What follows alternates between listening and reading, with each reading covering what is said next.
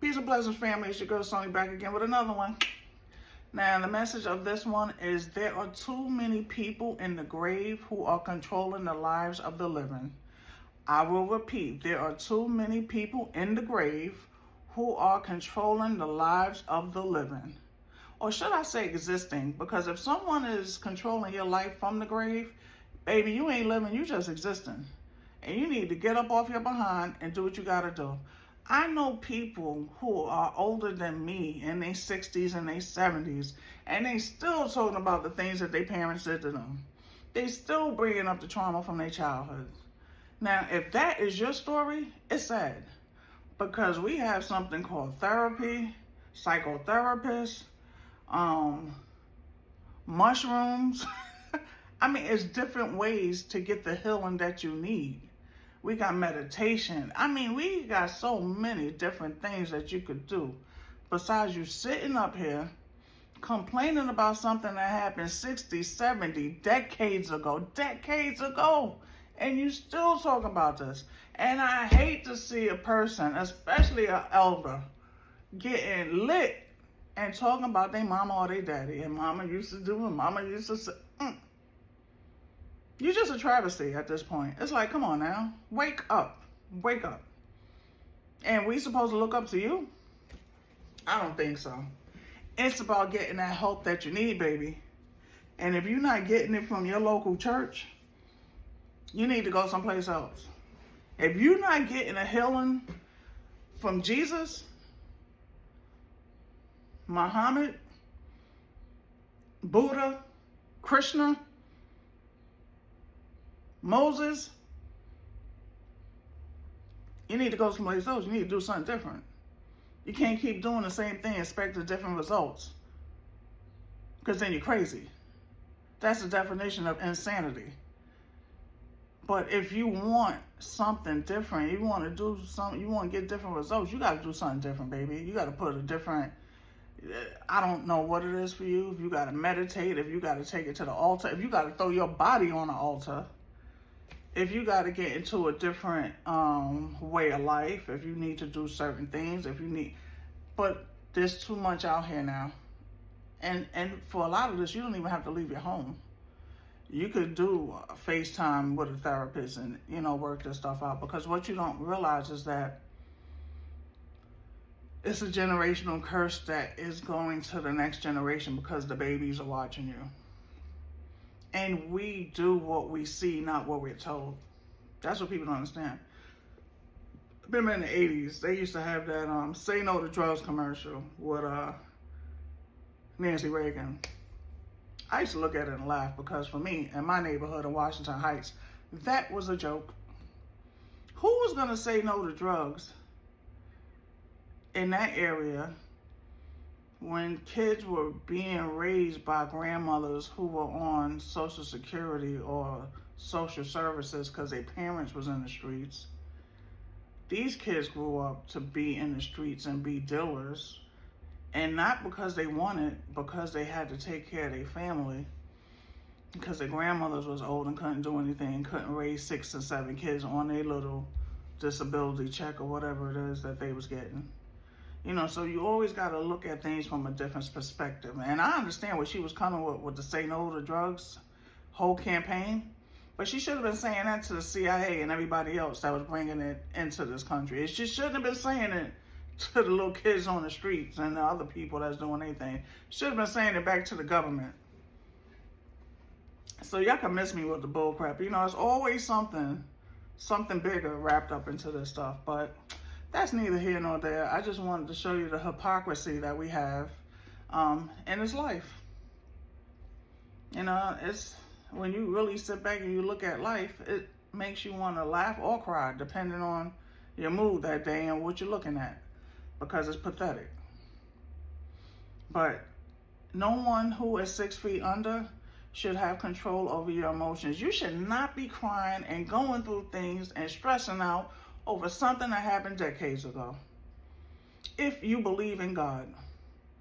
If you believe in God and you believe in a healing and you believe that, let's just use Jesus, that Jesus died for your sins and reconciled man to God after the original sin of Adam and Eve, if you believe that Christ died for your sins and he did what he had to do for you and bore all the hurt, the pain, the guilt, and the sin of the world, why are you still up here crying and going through?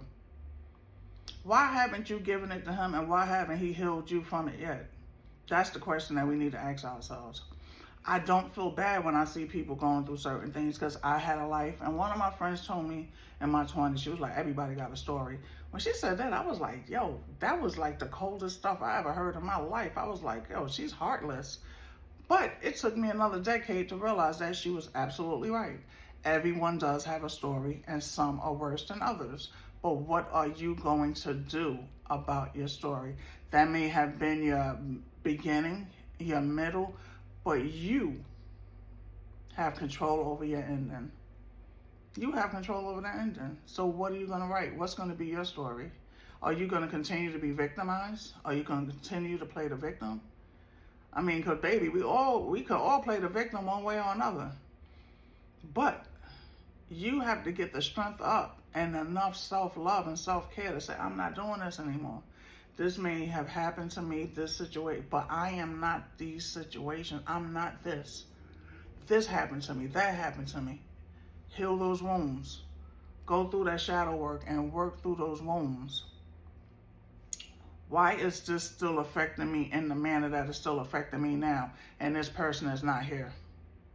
That's what we need to address. We can't keep just skipping over things. If you're a grown man or a grown woman and you're still going through things from your youth, what is the problem? What's the biggest issue here? Because there's a bigger issue, and that's what you need to get to. Those people are no longer here. They're no longer in the equation. They're no longer in the picture. They no longer have life. What's the problem now? What's keeping you back from going into your higher self? What's keeping you away from total, complete surrender and healing? What's holding you back? You're holding you back. But why are you holding you back? Are you afraid of success? Are you afraid of healing? Are you afraid of no longer having the victim mentality, of no longer running the same script that you've been speaking for the last couple of decades? What's the issue? Are you not ready to walk into your newness? Are you not ready to walk into your wholeness, into your healing?